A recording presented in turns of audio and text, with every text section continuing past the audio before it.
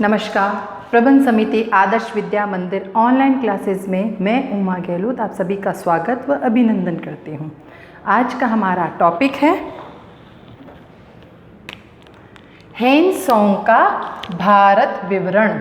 आज हम हेन सॉन्ग के बारे में अध्ययन करेंगे कि हेन सॉन्ग कौन था। हेन सॉन्ग एक चीनी बौद्ध यात्री था जो सम्राट हर्षवर्धन के शासनकाल में भारत आया था। हेन सॉन्ग के भारत आने का उद्देश्य क्या था? भारत में जितने भी बौद्ध धर्म से संबंधित जो धार्मिक स्थल है तो हेन सॉन्ग उन धार्मिक स्थलों के दर्शन करने के उद्देश्य से ही भारत आया था। भारत में जितने भी बौद्ध ग्रंथ हैं उन बौद्ध ग्रंथों का अध्ययन करने के उद्देश्य से भारत आया था। किस उद्देश्य से भारत आया था? बौद्ध धार्मिक स्थल है उनके दर्शन करने के उद्देश्य से और बौद्ध धार्मिक ग्रंथों का अध्ययन करने के उद्देश्य से ही हेन सॉन्ग सम्राट हर्षवर्धन के शासनकाल में भारत आया था। अब हेन सॉन्ग जब भारत आया था तो उसने भारत के बारे में क्या विवरण दिया है, कैसी कैसी जानकारी बताइए। चलिए अध्ययन करते हैं। आज का हमारा पहला पॉइंट है सामाजिक जीवन। हेन सॉन्ग ने भारत के सामाजिक जीवन के बारे में क्या बताया है? हेन सॉन्ग ने बताया कि समाज में 4 वर्ण थे। 4 वर्ण कौन कौन से थे? पहला ब्राह्मण, दूसरा क्षत्रिय, वैश्य और शूद्र। ये समाज में 4 वर्ण थे जिनमें से प्रथम 3 वर्ण हैं। इन 3 वर्णों को समाज में एक तरह से मान्यता प्राप्त थी, सम्मान प्राप्त था, श्रेष्ठ नैतिक जीवन जीते थे, अच्छा भोजन करते थे, नैतिक आचरण करते थे। जो चौथा वर्ण था शूद्र वर्ण, इसे समाज में मान सम्मान प्राप्त नहीं था। ये शूद्र वर्ण खेती करने का कार्य करते थे और परिचर्या करने का कार्य किया करते थे। समाज में ब्राह्मण धर्म को सर्वाधिक महत्व और सम्मान दिया जाता था। समाज में गाय जो थी, पवित्र पशु गाय को माना गया है कि गाय आदरणीय पशु मानी जाती थी। गाय को अगण्य अर्थात गाय की हत्या करना निषेध माना गया था। तो इस प्रकार समाज में 4 वर्ण थे। जिन 4 वर्णों में 3 वर्णों को मान सम्मान था, चौथा वर्ण खेती करने का कार्य किया करता था। अगला पॉइंट, आर्थिक जीवन कैसा था? उस समय जो भूमि थी वो उर्वर थी। किसान खेती करने का कार्य करते थे। किसान राजा को 1/6 भाग कर के रूप में दिया करते थे। उस समय सोने चांदी का प्रयोग होता था और सोने चांदी का जो प्रयोग होता था वे राजा महाराजा करते थे। आम जनता कौड़ियों का इस्तेमाल करती थी। जो कौड़ियाँ होती थी उन कौड़ियों का इस्तेमाल आम जनता किया करती थी। उस समय व्यापार आंतरिक भी होता था, विदेशी व्यापार भी किया जाता था। आंतरिक व्यापार में आम जनता कौड़ियों का इस्तेमाल करती थी और राजा सोने चांदी का उपयोग किया करते थे। अब व्यापारिक केंद्र और बंदरगाह कौन कौन से थे? जैसे पश्चिम बंगाल में यहाँ पर ताम्रलिप्ति बंदरगाह, पश्चिम बंगाल में ताम्रलिप्ति बंदरगाह था। यहाँ बिहार है तो बिहार में पाटलिपुत्र बंदरगाह था। इधर गुजरात में भड़ोच बंदरगाह था। ये बंदरगाह भी थे और व्यापारिक केंद्र भी हुआ करते थे। यहीं से व्यापार किया जाता था। उस समय आयात निर्यात की भी व्यवस्था थी। आयात क्या करते थे? आयात का मतलब होता है खरीदना और निर्यात का मतलब होता है बेचना। तो आयात कौन कौन सी चीज़ों का करते थे? सोने चांदी, ये देखिए सोने का आयात होता था और चांदी का आयात होता था। इसके अलावा घोड़ों का आयात किया जाता था। निर्यात क्या क्या करते थे, क्या क्या चीज़ें बेचते थे? वस्त्र, भारत का सूती वस्त्र उद्योग, भारत का सूती वस्त्र उद्योग प्रचलित था। भारत का गरम मसाला, भारत का गरम मसाला, सूती वस्त्र और गरम मसाले का निर्यात किया जाता था। तो उस समय भूमि उर्वर थी, किसान खेती करते थे। खेती में 1/6 भाग राजा को कर के रूप में दिया करते थे। सोने चांदी का इस्तेमाल राजा करते थे आम जनता कौड़ियों का इस्तेमाल किया करती थी। आंतरिक और विदेशी व्यापार भी होते थे। अब आंतरिक व्यापार में देखा जाए तो आम जनता कौड़ियों को इस्तेमाल करती थी और राजा सोने चांदी का उपयोग करते थे। क्या क्या वस्तुएं आयात निर्यात होती थी? आयात क्या करते थे, यानी दूसरे देशों से क्या मंगाते थे? सोना, चांदी और घोड़ा, ये मंगवाया जाता था। अब सोना चांदी कहाँ से मंगवाते थे?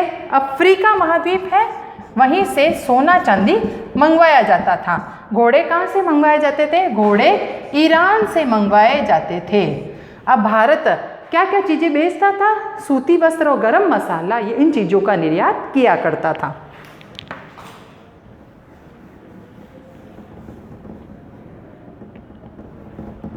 अगला हमारा पॉइंट है धार्मिक जीवन। धार्मिक जीवन कैसा था? उस समय समाज में देखो, ब्राह्मण धर्म प्रचलित था, जैन धर्म प्रचलित था और बौद्ध धर्म प्रचलित था।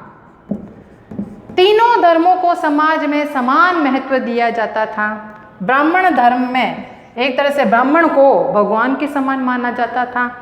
जैन धर्म और बौद्ध धर्म भी प्रभावी रूप से विकसित था। बौद्ध धर्म में महायान बौद्ध धर्म ज़्यादा विकसित था। बौद्ध धर्म में महायान बौद्ध धर्म ज़्यादा विकसित था। तीनों धर्मों को एक तरह से देखा जाए तो समान महत्व था। उस समय धार्मिक क्षेत्र में जितने भी ये धर्म से संबंधित लोग थे, उन सभी को पूजा करने की, यानी मूर्ति पूजा करने की स्वतंत्रता प्राप्त थी। लोग अपने धर्म को अपने जीवन से भी ज़्यादा बढ़कर मानते थे।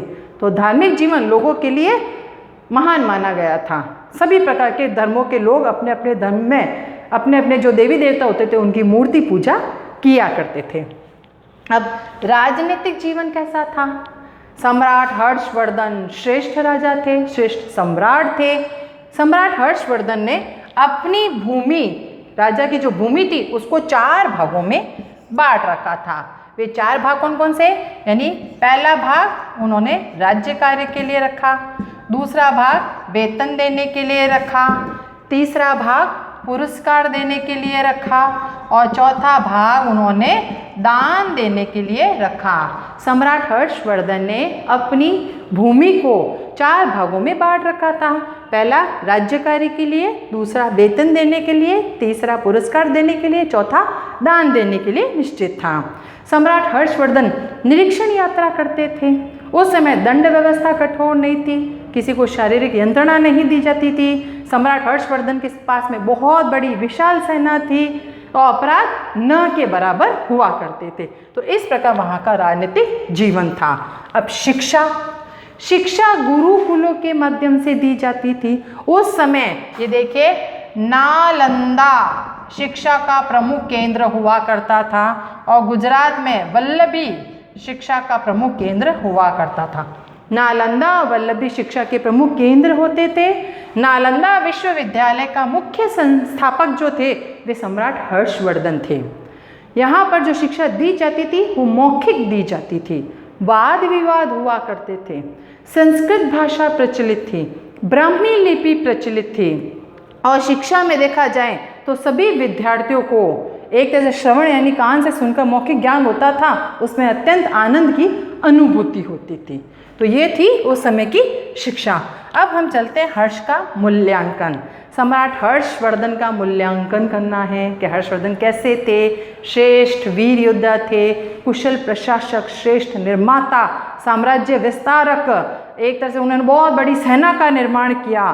कर्ण जैसा दानी अर्थात कर्ण से भी महान बताया गया है, क्योंकि सम्राट हर्षवर्धन ने उनके पास जितना भी धन था वे अपना समस्त धन प्रत्येक 4 वर्ष के पश्चात दान कर दिया करते थे। उन्होंने अपने पास में कुछ भी नहीं रखा। सम्राट हर्षवर्धन ने हूणों का मुकाबला किया। उन्होंने जितने भी आंतरिक क्षेत्र में शत्रु थे उन सब का सामना किया। उत्तर भारत को एकता के सूत्र में बांधा, अपने समस्त शत्रुओं को परास्त किया।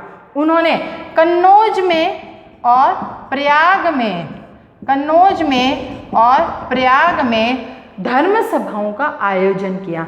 इन धर्म सभाओं के माध्यम से लोगों को एकता के सूत्र में बांधने का प्रयास किया, अपना सब कुछ दांव लगा दिया। जन कल्याण हेतु उसने अनेक कार्य किए।